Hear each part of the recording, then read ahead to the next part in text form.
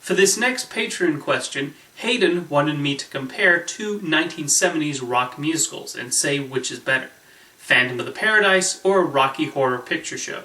Both of these movies were released by 20th Century Fox a year apart, although neither of them initially did well. However, they eventually started to grow a passionate cult following that continues to this day.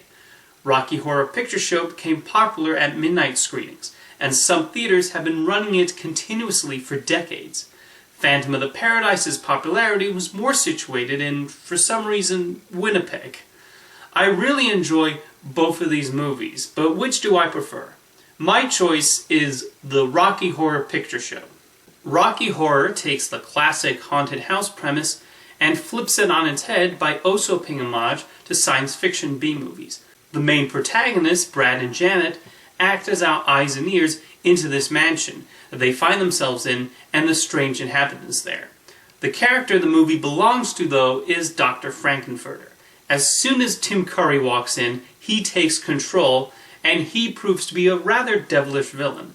Through most of the film, director Jim Sharman brings plenty of energy, also helped by the excellent songs written by Richard O'Brien. The Time Warp is probably the standout number, although Sweet Transvestite, Dammit Janet, Science Fiction Double Feature, and Hot Patootie are also terrific.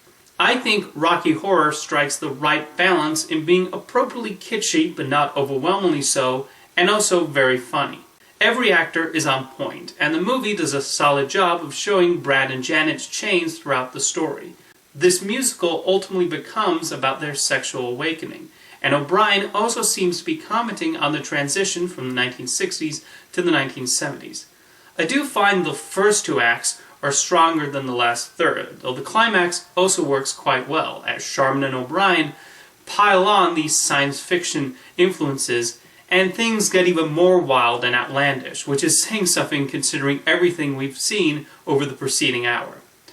Overall, I find Rocky Horror Picture Show to be absolutely deserving of its cult status.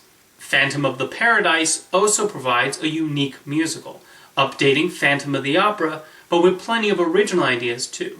Brian De Palma and Paul Williams mostly seemed intent on commenting on the changing music scene at the time, as we see the titular Phantom song being changed and transformed by a bunch of different musical acts. There's also a Faustian element to the story that's well handled, as we see the price that these central characters' thirst for fame has on them. While the Phantom is sort of meant to be the hero, he's still a flawed personality, and De Palma cleverly and subtly foreshadows his later scenes in the opening moments. Jessica Harper made her feature acting debut in Phantom of the Paradise as Phoenix, essentially the Christine in the movie, and she has a number of layers to her as well. We see her crave the spotlight and desperately wanting fame and fortune, but there's a sympathetic element there too, as she deals with the music industry's treatment of up-and-comers. Funnily enough, Harper would later play Janet in Rocky Horror's sort of sequel, Shock Treatment, so that's another connection shared by these two movies. Paul Williams gets the best and juiciest role in the movie, though. De Palma initially offered him to play the Phantom, which makes sense as Williams also served as the film's songwriter. But Williams instead asked to play the villain, the record label owner Swan, and he is clearly reveling in the opportunity, resulting in the most entertaining character in the movie and one with his own interesting backstory that's steadily revealed. De Palma's direction is appropriately wild and out there, but never losing sight of the tone and commentary he's trying to convey. The design of the Phantom is highly creative, and Jack Fist's production design does a good job of highlighting Swan's offices and mansion, as well as the titular theater. I will admit, I think the song's only fine, but I only saw Phantom of the Paradise for the first time some days ago, so maybe a few more viewings will do the trick for me to better appreciate the music. I still really like the movie though, and I'm fascinated by its popularity in Winnipeg. Not a bad legacy to have. Now, let me know whether you prefer Phantom of the Paradise or the Rocky Horror Picture Show, and thank you for the question, Hayden.